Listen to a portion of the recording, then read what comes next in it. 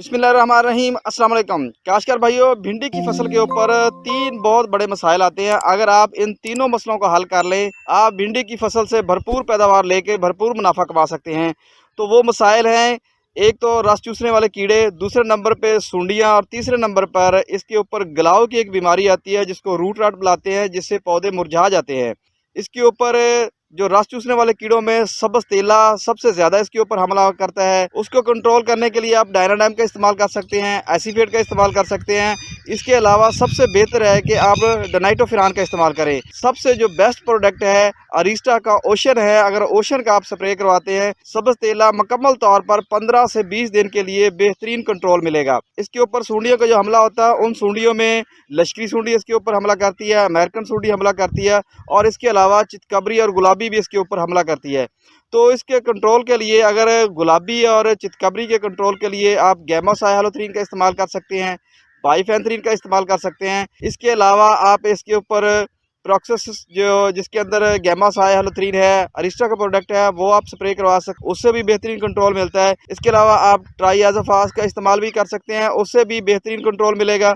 तो इसके ऊपर जो लश्करी और अमेरिकन के लिए आप सीगा पेस्ट का स्प्रे करवा सकते हैं। सीगा पेस्ट के अलावा आप कोराजन से भी कंट्रोल हासिल कर सकते हैं, या बायर का नया प्रोडक्ट आया है वाइगो, वो भी इस्तेमाल करके कि अमेरिकन और लश्करी सूंडी का बेहतरीन कंट्रोल मिलेगा। इनमें से कोई भी जो जहर आपको आसानी से अवेलेबल हो, वो स्प्रे करवा के आप अमेरिकन और लश्करी सूंडी को कंट्रोल कर सकते हैं।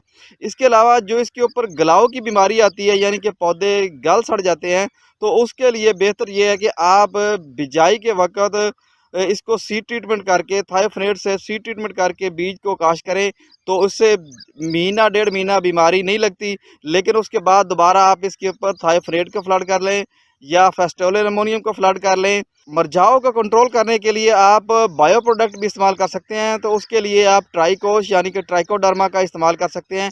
ट्राइकोडर्मा 350 ग्राम का एक पैकेट आप फ्लड करवा दें, तो जो भी राइजोकोटोनिया या फेजोरियम से फैलने वाली जो बीमारियां हैं, जिससे जड़ का गलाव आता है, वो बेहतरीन तरीके से ट्राइकोश यानी कि ट्राइकोडर्मा कंट्रोल कर सकता है। वो भी आप फ्लड करा के बेहतरीन तरीके से कंट्रोल हासिल कर सकते हैं और अपनी फसल को महफूज बना सकते हैं।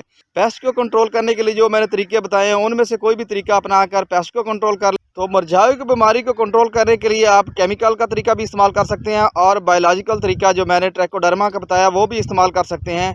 तो इसमें से कोई भी तरीका आप इस्तेमाल करके बीमारी को मुकम्मल कंट्रोल हासिल कर सकते हैं। तो आज का मैसेज ज़िम्मेदार भाई के लिए इतना ही। मज़ीद रही मालूमात हासिल करने के लिए किसान दोस्त टेक्नोलॉजी यूट्यूब चैनल को सब्सक्राइब करें, लाइक करें, शेयर करें, ताकि हर आने वाली नई ज़रूरी मालूमात आपको बर वक्त मिल सके।